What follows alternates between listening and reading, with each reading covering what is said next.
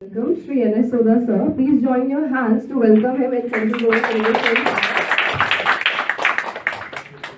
Sir, I'm extremely delighted to welcome you on the behalf of fellow participants and Central Board of Irrigation and Power. It is such an honor for us to have you between us today.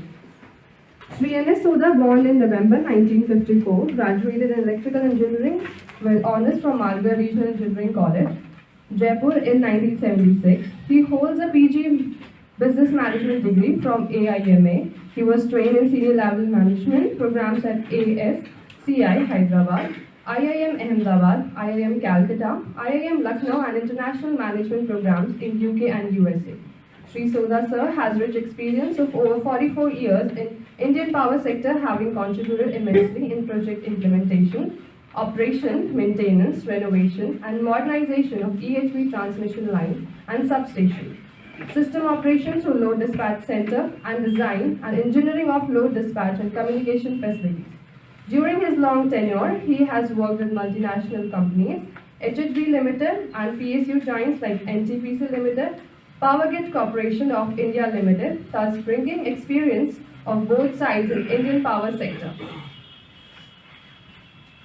He also represented Power Grid on India's Smart Grid Task Force, constituted by Ministry of Power, Government of India for coordinating efforts on building Indian Smart Grid Roadmap, Smart Grid Regulation and policy matters on Smart Grid pilot projects and cyber security for Indian power systems.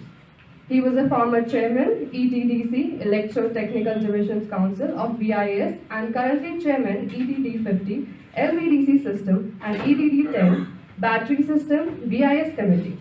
He is also heading SIGRE, Power National Study Committee, NSC, D2 on Information Technology and Communication, and one among 3 experts from all over the world in Strategic Advisory Group, SAG of SIGRE, SCD2 in Paris. Currently, he is a senior advisor and consultant on power transmission and distribution, smart grid and smart cities, and helping Indian power sector at various forums with his rich experience. Thank you, sir, so much for coming and bestowing us with your presence over here. Thank you so much, sir. Over to you, sir. Thank you. That you are from Optcl and just fresh graduates from the college, and you are going to work in the transmission sector. Optcl, you can say, is a smaller version or a state version of the Power Grid Corporation. Power Grid works for all over India and also across Indian borders, but Optcl within the state. But I think the job requirements remains more or less same. So basically what I am going to talk today is that how SCADA is necessary, why do we need SCADA systems, and what are the automation systems, and then a little bit on the cyber security, why the cyber security has become important. I would like that you should feel free, don't look at my grey hair or white hair. I may be of your daddy's age, but I have got this experience of 46 years now of post-graduation. Naturally, I may not be knowing too much integrity of the electronics part inside the machine, but as a system, project manager or project handling executive at the national level, we have done a lot of SCADA EMS projects and SCADA DMS projects also. And certainly it has really changed the way we operate the power system.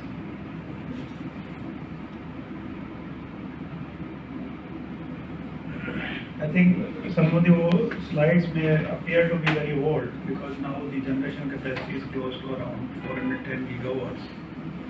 That's a little old slide. And the peak also has touched about 220 gigawatts. Very small or state question that if we have a generating capacity of 400 gigawatts and our demand is only 210, maximum demand and average demand works out to around, say, maybe around 180 or so. Do we really need to add capacity? You can speak to me in English or Hindi, whatever language you feel free. मेरा question है कि 400 gigawatts हमारी installed capacity है, we are keeping on adding but our maximum demand so far has been 210 gigawatts. Why are we adding capacity? Is it really necessary? Why can't we manage with the existing power plants? Just a question. What does it come to your mind? What do you believe? Anybody? Can you tell us? क्या कारण है? You understand Hindi or Hindi? बैठ के बोलो कोई problem. Sir demand जितना है अगर इंस्टॉल कैपेसिटी उतना नहीं रहेगा कोई भी सारे generating station are not running at a time some are under maintenance also. This is one point, and another thing is we are moving towards the renewable energy side. Okay. So increasing our installed capacity that will definitely give us a sustainable future in the for the next generation also. Good answer. Anything you can add from this side? Anything more? जो इन्होंने बोला उसके अलावा कुछ? Yeah, please.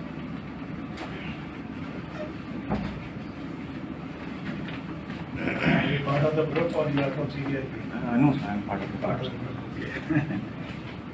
Okay. What is the other? What can be the other reason that we are keeping on adding capacity and the demand is not coming in that way? Is there a problem in the power sector? Demand might increase in future also. Huh? Demand might increase in future also. Yeah, right. So we need to add capacity. And in this 410 gigawatts, it's a arithmetic sum of the installed capacity. And installed capacity does not mean that every power plant is giving 100% PLF. So some of the plants, as she rightly said, are under shutdown, breakdown maintenance or scheduled maintenance. At the same time, there may be few plants which are not generating at 100% PLF.